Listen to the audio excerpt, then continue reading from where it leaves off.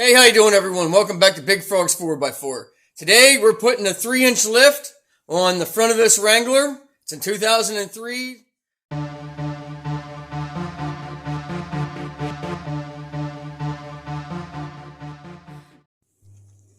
Now, for the front axle, you want to start with, obviously, removing the wheel, and we're going to remove the caliper. Should be 19 millimeter, unless someone changed them over. Once you have your wheel off, and obviously, anytime you have this all apart, you want to do kind of a pre-inspection and look at everything. Well, this is a part, if the brakes are bad or even close to being bad, replace them, replace the rotor. This has all been new. I'm almost positive at some point this vehicle had its frame replaced. Because it is, for being in the Northeast, the tub underneath has some rust, but the frame is like spotless. So I'm thinking at some point this has had a complete frame replacement. Now your caliper bolts are 12 millimeter. You want to pull them out.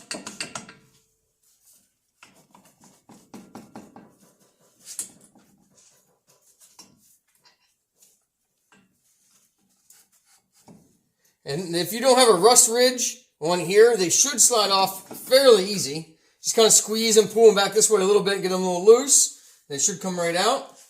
I made my own hangers of different sizes for your calipers. Just a piece of round, flat stock scrap that I had, and I just kind of bent it into an S shape in the vise. That way you can hang your calipers. Don't buy those real expensive ones. You can just bend a bunch of different ones in different shapes and use it for different applications for really cheap. Or you can also go to Walmart or any of the hardware stores, and they have bent S hooks like this for hanging like bird feeders and stuff. They work really well too, and they're like $2. Now, I'm going to go ahead and take the other side apart, and then I can start back on this side again. Now, to remove the shock, you need a 13 millimeter wrench and a 13 millimeter socket with an extension so you can get up underneath. The front one's the easy one. I already got that out. Oh, this one's actually going to come out pretty easy too.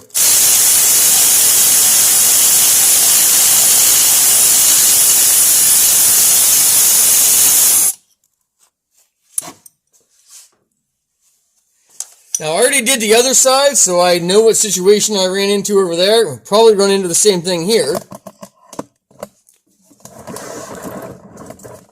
The sway bar link, this nut is rusted tight to the bolt. Didn't matter, heated it, didn't matter, it was still spinning because this is a ball socket inside of here. So when you try to loosen this nut, it all just spins inside of here. So on the other side, I had to cut the nut off to get the sway bar link out of the sway bar.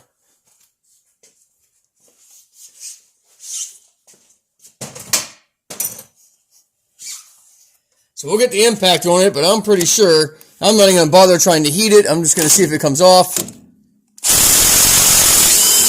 Huh. Well, luckily on this side it came off. The other side, like I said, I had to cut the nut off.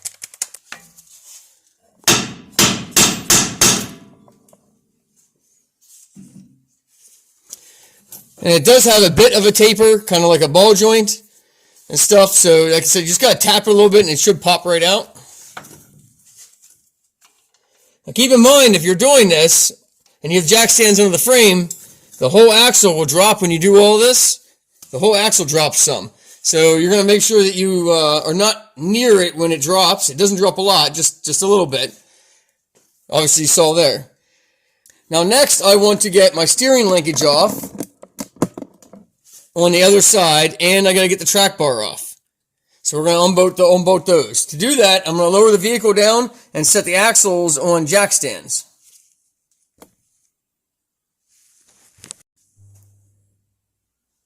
Right, now I'm going to remove the bolt for the track bar. It has a nut on the backside inside the tube, like frame in here, that has a tab hanging down with a nut welded to it. These do have a tendency to break off.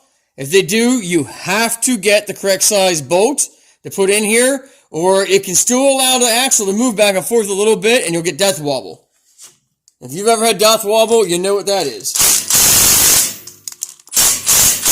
So I kind of like to work these back and forth.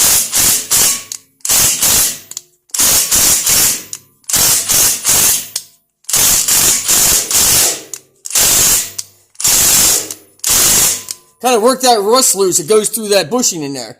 It's usually not the bolt that rusts tight. It's usually the bolt breaks off inside the track bar bushing.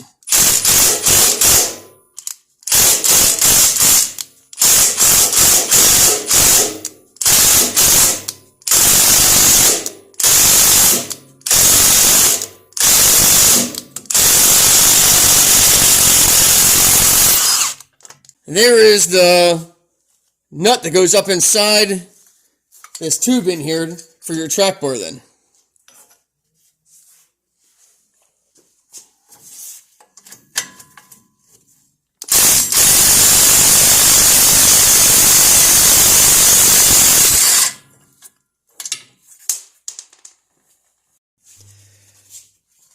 Oh, I did forget to mention, this is a 15 millimeter and 18 millimeter, and also the track bar is a 15 millimeter.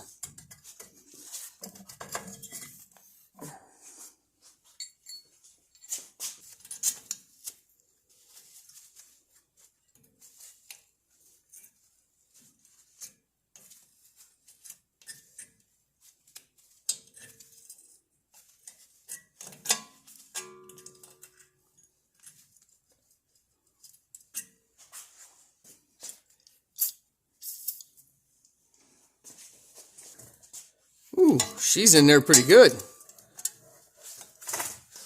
Luckily, I got a pack of...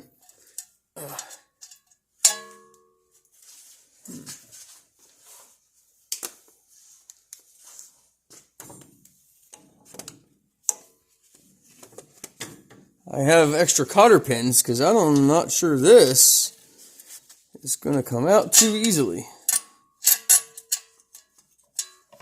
That's rusted in there pretty good, and they got the head that's sunk in there.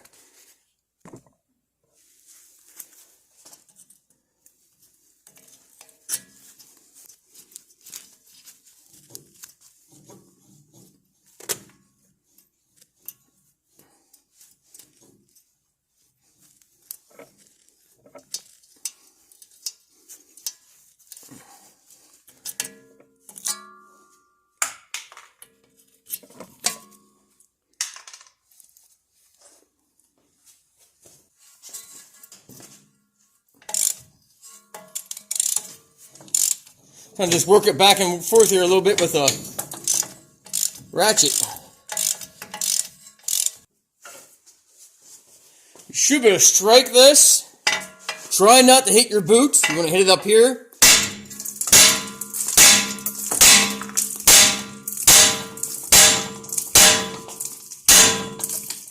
If you strike it just right, it'll vibrate it and knock it loose. If you're putting different steering on, and you don't care about the boot, you can use an air hammer with a pickle fork that comes in and vibrates and knocks them loose. But since we're using this, I didn't want to use a pickle fork because it'll destroy the boot.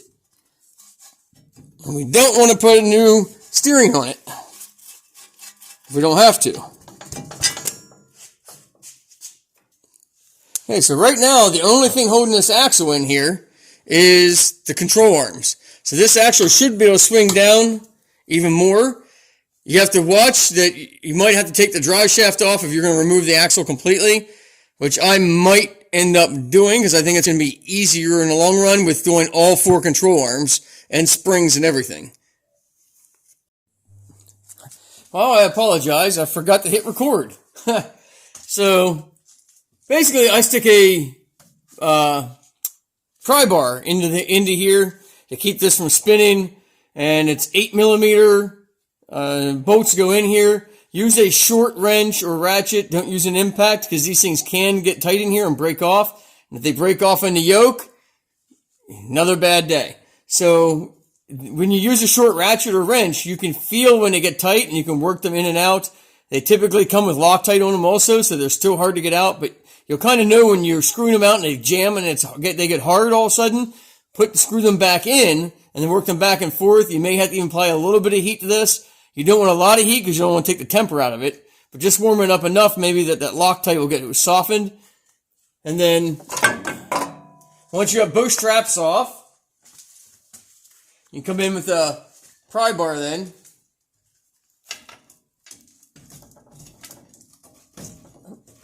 Well, there we go. So you should be able to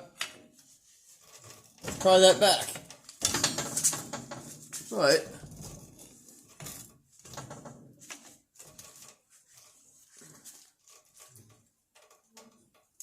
so it looks like with the axle all the way dropped and the transfer case dropped, it's actually fully compressed the drive shaft already.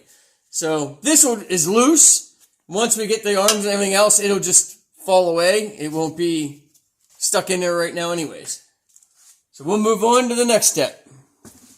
Now I've come through and marked all of my alignment bolts here for the lower control arms. I put 3 marks so they all orient to the same place. Then I'll also mark them left and right so I don't get them mixed up. Then you also have to take off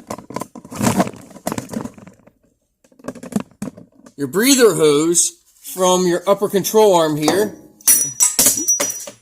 Dropped my caliper bolts. And on the back there, you'll see, if I can get a light over there and it'll focus, a little tab here that you can just squeeze together and then push that out through the control arm. And then this has a little clamp on here that you can remove and then slide that off your differential.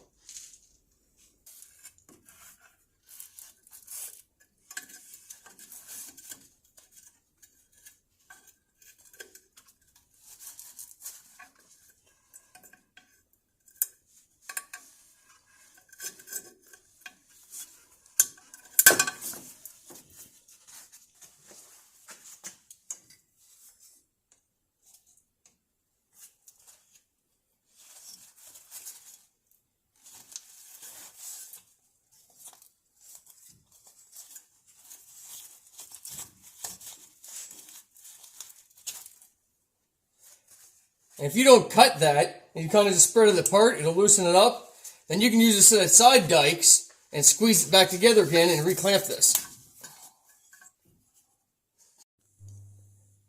Now a pretty common issue on these is this little, I don't want to say welded on bolt tab that bends over the arm. The nut on the other side, when you try to loosen the nut, it's usually rusted tight. And then this thing bends and jumps up over and starts spinning. So a pair of vice grips can be applied to that to hold it in place and brace it up against the axle. And that way you can break the nut loose. And you may have to heat that nut. I had to heat them. They weren't going to come off. I had to heat them up a little bit. And then they broke loose. So both the nuts are off. We just got to get the bolts out.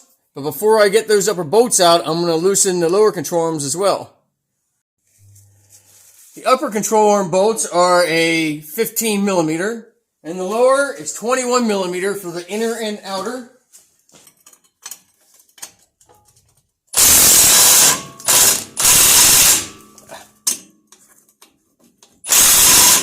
Get on there. Oh, lots of dust.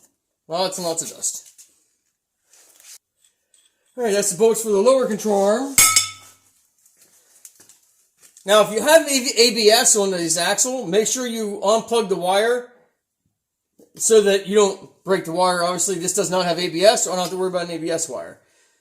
So right now, basically, the axle is disconnected from everything except the upper control arms. So we're going to take the upper control arm bolts out, and we should be able to lower this axle completely out of the vehicle. So I wouldn't misplace them until I got ready to take them out.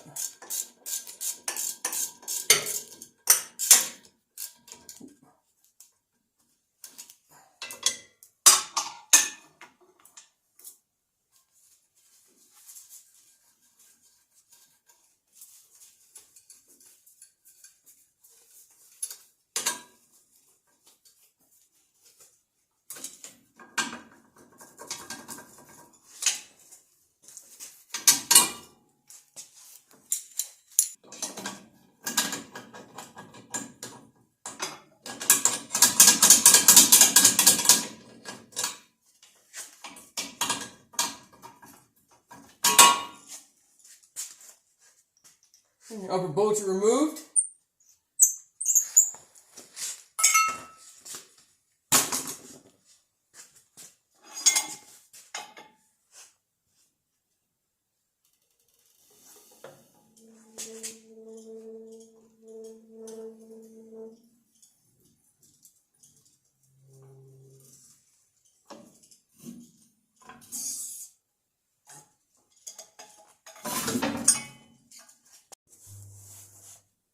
Well, that's end of part 2 of the Terralift 3-inch suspension install on the TJ, 2003 TJ. Basically, we're at the disassembly stage. Now we're going to be moving into the putting back together stage, basically. We put the springs in. I got to take the back of the lower control arms off. Got to take them off the frame yet and install the new arms and the springs. And we got to get the sway bar links off. So thanks for watching, big folks. 4x4. Don't forget to like and subscribe. Hit that bell if you want notified of each video as it comes out. And as always, God bless.